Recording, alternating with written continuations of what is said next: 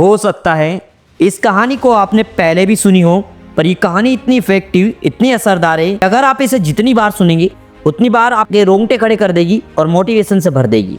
ये कहानी बहुत पुराने समय की है।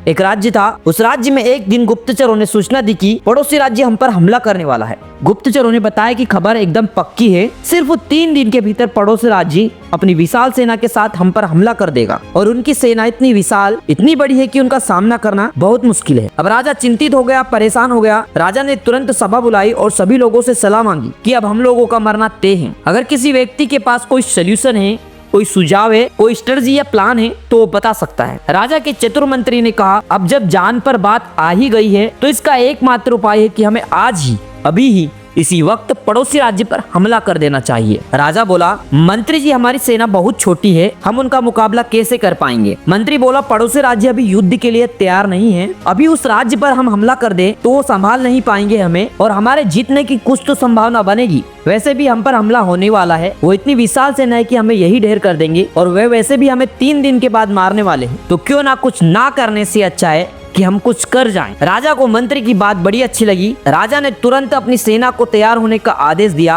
और उस राज्य के सभी नागरिक भी सेना के साथ जुड़कर युद्ध में चले गए। अब पड़ोसी राज्य जो था वहां तक पहुंचने से पहले एक पुल पार करना होता था, तो जैसे ही वो सेना पुल पार करके उस राज्य में घुस गई तो राजा ने बोला, हम घुस चुके हैं अपने पड़ोसी राज्य में, तो ये जो पुल है इस पुल को जला दो। और जलाने के बाद सेना को बोल दिया कि अब हमारे पास कोई ऑप्शन नहीं है, हमारे पास में सिर्फ लड़ने का ऑप्शन है, हमारे पास में कोई प्लान बी नहीं है, हमारे पास में सिर्फ प्लान ए है। हम या तो लड़के जीत ले या फिर हम हार जाएं, मर जाएं। हमारे पास में भागने का कोई ऑप्शन नहीं है। अब सभी सैनिक अपनी पूरी क्षमता के साथ लड़े और पड़ोसी राज्य की बड़ी सेना को उन्होंने हरा दिया, इस एटीट्यूड के साथ में कि हमारे पास में कोई और ऑप्शन नहीं है। इस कहानी का सीधा सा मैसेज है कि जब हमारे पास में प्लान बी नहीं होता, आपके पास में सिर्फ प्लान ए होता है, तब उसके पूरे होने की संभावना बहुत ज्यादा होती है। जब आपके पास में रास्ता सिर्फ एक होता है, तो ये अगर नहीं हुआ तो मर जाऊंगा, बर्बाद हो जाऊंगा, तो संभावना बढ़ जाती है उसमें कामयाब होने की। हर कामयाब इंसान का एक वक्त आता है जब उसको लगता है कि अब अगर मैंने कुछ नहीं किया तो बर्बाद हो जाऊंगा, और वो कर लेता है।